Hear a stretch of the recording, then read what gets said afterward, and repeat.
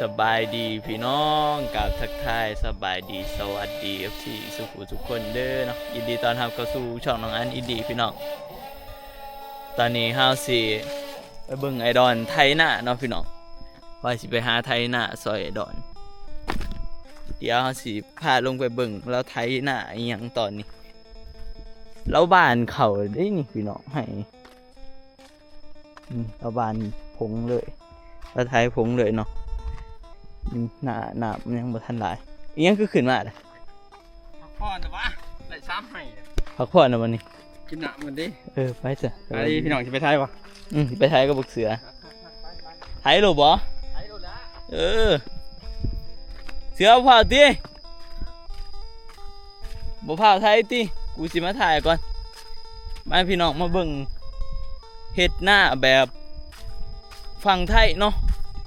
ฝั่งลาวบ่ค่อยเห็นเขาเฮ็ดเด้อพี่น้องแนวนี้เนาะแต่ฝั่งไทยก็จักเขาเฮ็ดหรือบ่เนาะบ่จักคือกันพี่น้องแต่เฮ็ดไอดอนเรานี่เราว่าเฮ็ดจังซี่นี่มันแบบคันแบบฝนบ่ตกเฮ็ดจังซี่นี่หญ้ามันตายเนาะอันนี้เราย่านฝนมันตกพี่น้องเราเศร้าบ้านตัวซุ่มน่ะเราบ้านอยู่เด้อพูนเราบ้านจะทุ่มเถิงมาแคมป่ามาบัดพอมาแถวนี้แล้วปะหยุดก่อนเนาะไทยไว้ก่อนสตาร์ทเอาของเราพี่สตาร์ทเถิงพี่สบายดีนี่ติสบายดีโอ้เราไทยได้ลายให้เลยพี่น้องมึงดิกระเจแล้วใส่กระเจพุ่นน่ะฮะกระเจแล้วกระเจแล้วจักก็รอเลยกระเจใส่แนวติดยานยุ่งเหงากุ้งใหม่บ่แจ๊ยุ่งเหงากุ้งใหม่ไปจักไปหามึงดิเดี๋ยวน้องเสือสิมาไทยพี่น้องให้น้องเสือไทยซะคอยไทยบ่เก่งพี่น้องนี่แล้วสิไทยให้ไทยคือไปเด้อถามเราติห้องถามเราติไอ้ดอนแนวติดอยู่ใส่แนวติดเด้เสือโอ้บักฮามเลยเอาเนี่ยบ่เห็นจนมันสิต่อตาแหละกูก็ว่าอยู่นะ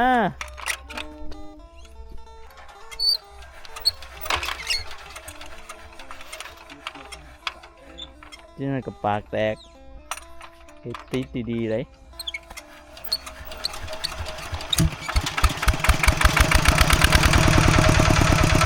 เดี๋ยวให้น้องเสือไทยไปบอลเก่าหันแหละไทยยังไงฮะจะให้เรียกเขาเลยห่วยข้านี่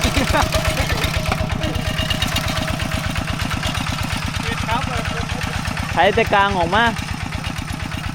แล้วไทยแต่กลางออกมาล่ะฮะมันก็ไทยได้อยู่ได้นี่พี่น้อง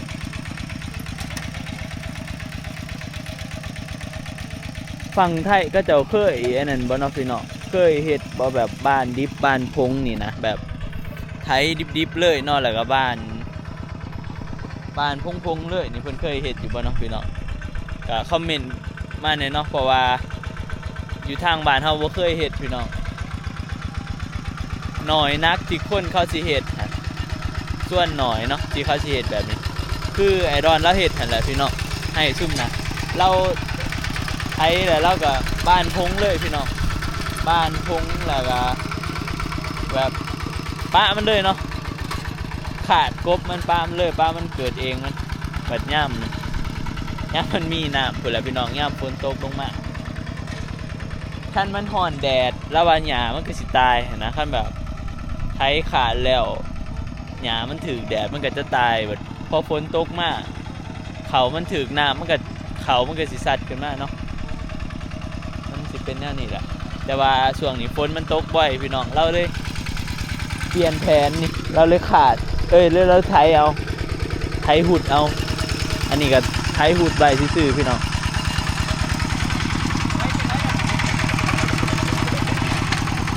บ้าบอกกระไถเป็นวงกลมไปเลยกระไถหมุนไปเลยตี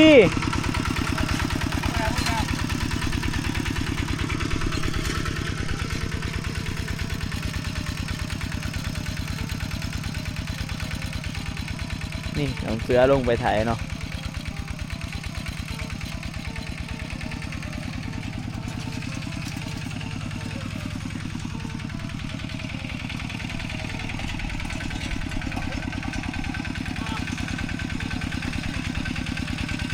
โอ้พิชินักขนาดเล็กเราไทยเนี่ยได้ร้อนบนเนี่ยเบิ่งเราไทยยังสีบ่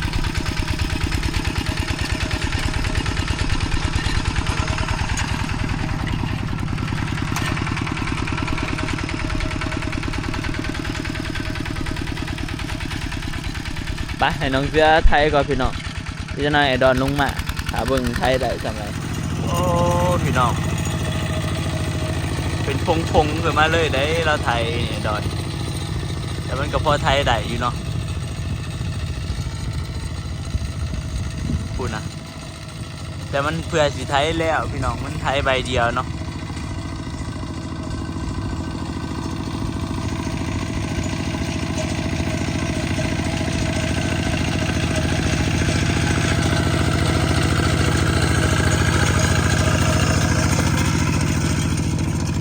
บ่เปื่อนไทยๆนายตอนมันเป็นผง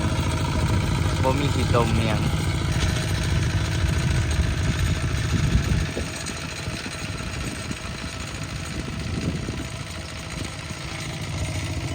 รถมันมีแต่เหล็กตองมันก็ใส่เหล็กตองบ่ได้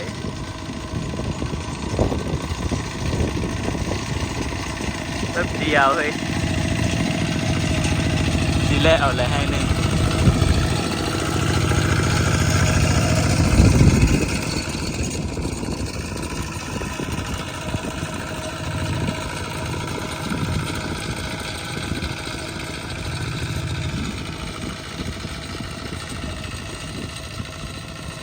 จบเชื่อนี่พี่ดึกนะไทยหน้านี่ได้เรื่องพี่น้องถ้าเบิ่งเด้อ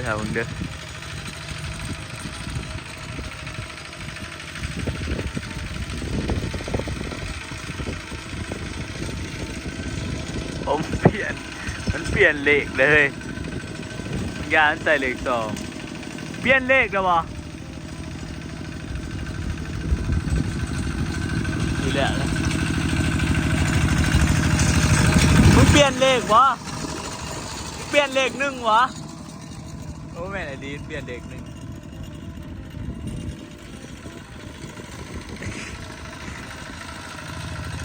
มึงอย่าจนแลนน้ำสมัวโขกน้ำมาทันพี่ดำสมัวตกอันนั้นสมัวเขาเบื้องแก่ขนาดมึงอย่ามันไหวหลายโอ้แป๊บเดียวให้หนึ่งไอรอนแล้วไถหลายให้เลยนะเบิ่งจีพี่น้องแม่นเว้ยเด้นี่หน้าซุ่มบอดรุดนี่อันก็แม่นแล้วก็เบื้องผูกพี่น้องดูข้างหน้าแหละแล้วสุดไปถึงเนาะนี่เรากำลังไถขึ้นไปแถว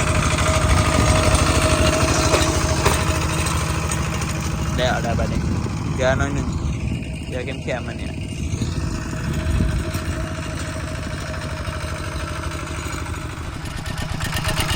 หน้าเองเลยจะฟ้องไอ้ดอนหน้าเองแล้วไปเลยให้หนึ่งพี่น้องเป็นจะได้เมื่อยวะปวดแขนเนาะปวดแขนเบิ่งส่งคือสินักเติบได้รถไอ้ดอนจริงนักแต่ฮับปุ๊บด้วยมันฮะน่าจะสั่งปุ๊บเลยปวดแขนปวดหลัง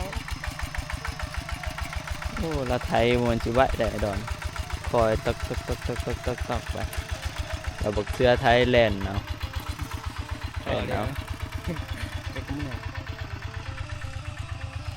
ไปให้ใหม่แล้วพี่น้องไปกินอ่ะ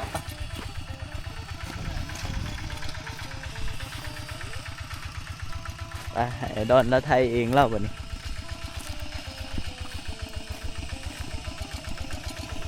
ยังหลายให้เติบพี่น้องเอ้ย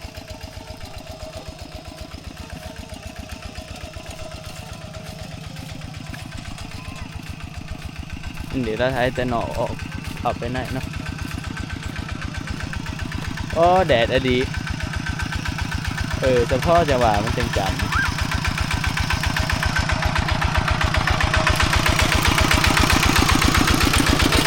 บ่ได้บ้านบ่ตัวนี้ใช้พูดไว้เนาะ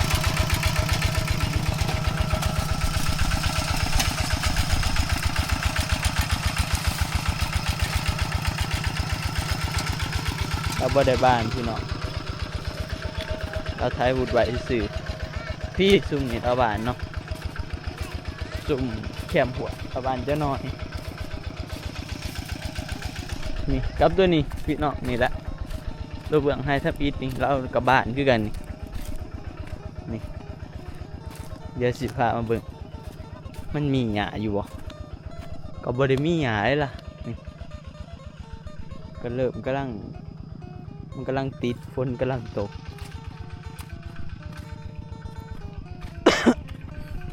ไปพี่น้องเดี๋ยวเฮาขึ้นไปเทิงเตียงก็ว่าสิพามาเบิ่งมื้อนี้อัปเดตอันนั้นน้อยๆเลยลุงบ้านเราเฮ็ดหยังไปแน่เนาะนี่ก็ดิไป เตาเนาะ พอดีได้ให้มึงไปตัดถากูสิถาอยู่จัง ให้เอาจากไป ทำกระสอบหนึ่งไล่เลย ได้มึงไปตัดถาพอดีอยู่กูสิปั่นเตาถากันหน่อยนี่พี่น้องตอนนี้เฮาก็เดี๋ยวเฮามาเบิ่งลุงบานเราเฮ็ดกันโอ้เราแอบไปได้ครั้งมาเบิ่งนี่ซูมให้เบิ่งกันนี่เขาเอิ้นอันนี้มันเนาะเขาเอิ้นอิหยังวะ รวดแอนรวด เอิ้นส่วนแอมส่วนมันส่วน รวดเพียงนะ ทวน รวด มันเที่ยงหน้าเลยสิเพื่อนซ้ำเพื่อนได้นี่ข่อยว่าอัน สามฟังตา นี่แหละพี่น้องมื้อนี้ก็ลุงบานเราก็มาเฮ็ดอันนี้เนาะส่วนสร้างที่ว่าน้อยๆจางเราท่านได้มาเรายังขาดพ่นเขามื้อนี้แล้วบ่มันมีดินนะ ตอกเสร็จแล้วเอาห้องที่เอาเด็กก่อนห้องกันเคาะก็เลยเอาแต่ว่า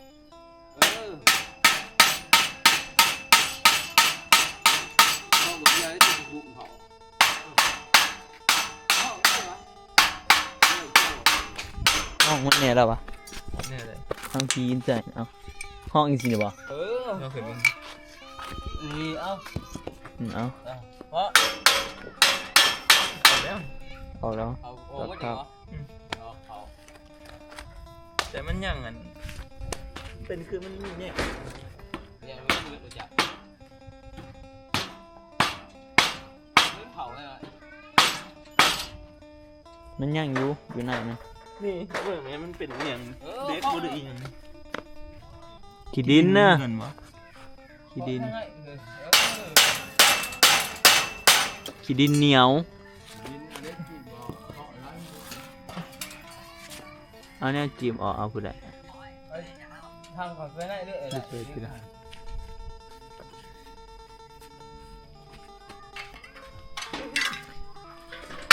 เดี๋ยวมืออื่นเราก็เฮ็ดเบื้องนะพี่น้องเฮ็ดทางหน้ามันก่อน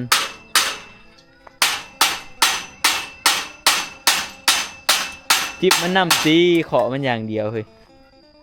ดูเด็กกับน้ำมันแย่ยังวะบาดมือจะได้เด็ก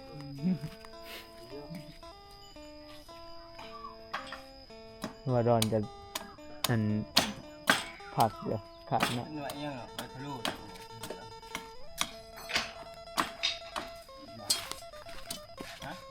จังหน่อยเขาสิตักอันนี้ขึ้นให้เราเปิดนะพี่น้องตักมันสูงๆไปเถอะ ต้นยูใหม่เอาใหม่ดูเห็ด พี่น้องเอาอันนี้ขึ้นแล้วเลยเนาะนี่เฮาเอาใส่จังซี่ให้ลุงบานไว้ให้เราขึ้นไปโอ้สาวตีบมาดิพี่น้องกับบ่าวสุกว่าได้เห็นสาวตีบโดนเนี่ยเอาสบายดีนะ สบายดีพี่น้องเมาปะถองเด้อ เป็นโอ้ ใช่ เอา ดีเทนเดอร์ใหม่ เออ คือเห็ดงามป่ะ เป็นคนใหม่สาวตีบ กูก็งามดิ มาดินหน้าเป็นหมู่กูแน่ มึงก็อยู่กับมันกันน้อยด้วยเดี๋ยวน้องมึงกันดิ อืม บริการนี่แจ้โดนๆในพี่น้องเท่ากับไปเลยไปหันไปนี่ บ่เคยเห็นสาวตีบโดนนะพี่น้อง ขันอยู่บ้านแกไปหากันตลอด น่าจะเป็นอยู่บ้านน่าจะเป็นเดือนเดี๋ยวจ้ะเกือบเดือน ทันเทิง สองขีด กันดิ 2 ขีด 3 ขีดแหละกูว่า เดินเกิดดิกูจะไปสวรรค์มันก็มาคุกสิ ว่าเห็นสาวตีบเดินมื้อนี้เพิ่นมาดินหน้ากับบาสุกพี่น้องเป็นจะได้อันนั้นเพื่อนใหม่บ่าวน้อย ครับ คักเนาะ เบิ่งก้อนนี้ก้อนเดียวไม่สิบจิตเองอู้คักเป็นแบบว่าใส่แว่นปกติด้วยเหรอนะ ปีหื้อจะติด เนาะปี ปี นี้ นี้กูติดพัดลมก่อนสิ ก็เดี๋ยวเรามานี่ กระเทอันนี้ออกมาหน้อยหนึงเนาะ คักไม่น้อย เทน้อยหนึงเนาะกูว่าเทสดบ่เฮ็ดบ่เทก็ได้เอาดินเอียงเกาะหินเอียงเกาะ ออกมาแล้ว หินบดบ่เทมัน เป็นเรื่องคู่อ่ะเรื่องนี้ ใส่หินบดมันก็บ่เปื้อนที่เวลาเขาเปิดหน้า บ่เบื่อ ก็ออกได้วัดสองทางนี้ทางนั้นทางนั้นมันจะเป็นบางที่ ก็อันนี้เทอันนี้ออกมาแล้วก็ จากออกมาที่ทางนี้ โอ้เป็นเอาบ่ฟ้าวเฮ็ดดอก เอ้ยบอกเรื่องมาทำไมเฮ็ด อืม อันนี้เฮ็ดจำนี่แบบ เฮ็ดจำ ยั นี้ งบ่มีเนี่ย เฮ็ดจำนี้บ้าวน้อยก็เบิดงบไปหลายเฮ็ดเนี่ยข่อยว่า เห็ดเลือดเนาะมีเลือดหน่อย ข่อยว่าซ้ำเฮ็ดเพื่อนพุ่นแหละ ธรรมดาไม่ได้ มันม่วนสิน้อย ๆเลือดแหวกหันตามหลังค่ะ เบิด จางทางเบิดเช้าไปละอันจางทาง ตาลังคาอยู่สิกูจะตัดหลังอยู่นะ เจ้าตายดา ๆจ้างสร้างบ่หรือขายอุปกรณ์เนาะต่อไป ได้สร้าง ถูก ก็ ก็ อุปกรณ์อีกตั้งหา ตายเลยจ้ะ จางมันนักคารสร้างได้กับนักคารประมาณอันเบิร์ดเนาะใช่ไหม กูจ้างสั่งน้อยก็สั่งอัน กูเปิดเองแต่นี่เคยของเห็ด สั่งได้สั่งน้อยก่อทั้งหนาสร้างเข้าว่าสิถูกออกเขาว่ามัน ก่อนแบบว่าบินบล็อกจือกันได้นั่นนั่น มันสิใส่ประตูได้สั่งอะโอ้ กลัวอยู่หน่อย กำลังภูมิใจได้เห็นแยงเสาแยงแรงสั่งว่าโอ้ยถูกออกกันแล้วมันบ่อันนี้นี่ถูกออกเบื้องหนึง อืม มันมี2ระบบว่าสิระบบ2 ระบบใส่น้ำหลัง เอ้ยเขาก่อแล้วเขาก็เท่ค่ะครับ นี่แหละเนาะพี่น้องก็มื้อนี้ก็เฮาบ่ค่อยมีเวียกเฮ็ดคือแต่ก่อนเนาะ ว่าสิจ้างสร้างนี่ยังเฮาก็บ่กล้าเฮ็ดก่อนเขาเลย บ่ค่อยมีเวียกเฮ็ดคือแต่ก่อนพี่น้องคันแต่ตอนเฮาบ่ทันได้อิหยังหันเฮาก็เฮ็ดไปอยู่แต่บัดนี้มากอะบ่มีหยังเฮ็ดก็มีแต่มาเบิ่งซื่อ เผาซื่อ ๆเอาซื่อๆซะมา มะม่วงเห็นอยู่นั่นแหละ สิแกงเอามาสิมากินแบบนี้น่ะแซ่บแซ่บเด้อ นี่พี่น้อง ๆก็อยู่กินเบียร์กันที่ตีจังหวะนี้ เบียร์กูซื้อมา กินเบียร์ก่อน ไปก็ไปดู ไปพี่น้องตอนนี้ก็ค่ำแล้วเนาะน้อยๆกับน้องเสือสิไปไทยหน้าเอาไปถ่ายคลิปไทยหน้าก่อนจ้ะหน่อยคลิปไทยหน้าก็คลิปไทยหน้าเลยนี่หากข่อยมาถ่ายต่ออันนี้สิให้มันครบ10นาทีมาดูยามค่ำเฮายามฝนสิตก รู้ตอนเนี้ยบ่แน่เด้อ อันแล้วมันแต่ช่วงสำแรงสำหนึ่ง ทำหามุตีมุ ซ้ำนี่แหละมันฝนสิตกกับมันค่ำป้าฝนพี่น้องผูกไอรอนแล้วไทยขึ้นมาหอดทึกแหละป้าแล้วไทยได้2ให้ ดีมากเนาะไอ้มุ่นเลย ให้เสือ แดงเลย นั่นแล้วค่อยว่าคือสิดินคือสิปลูกผักนี่ ถูกพักคือสิงามเนาะ เออปลูกมักพริกค่อยว่าปลูกพริกขายนี่งามโดดดินแนวนี้ ไม่หอใช้ง่ายจุด โอ้เราไทยได้เป็นเท่าได้ให้แล้ววะเราไทยเลยนี่พี่น้องไอ้ดอนเราไทยเนาะ เนาะ ไทยให้เราจัก3ให้ เห็นบ่อันน้องไอ้น้อย กูจะลองไทย ท่านในไทยว่ะ อืม ยังเล่งๆๆๆกดเก่าแล้วนี่รถเก่าบ่น้อยได้ตุด เป็นจะข้าวผู้ แต่ข้านี่นักเป็นนักจนมันคือปุ๋ยเพราะว่าอยากซื้อตัวมันเปิดอันนี้เนาะมันค่าเด็กใช่เนาะ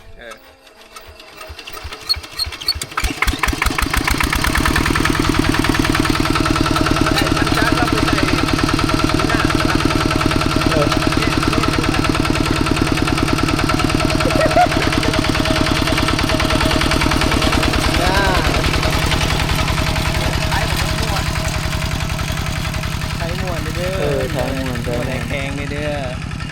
น้องไทยเบิ่งไม่ลองไม่รู้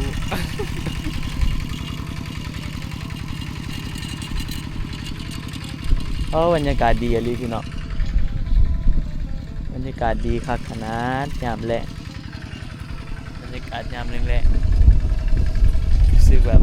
บรรยากาศเย็นทั้งเว้นนี่ฮ้อนแดดคือสิตายไทยให้เรา2-3ให้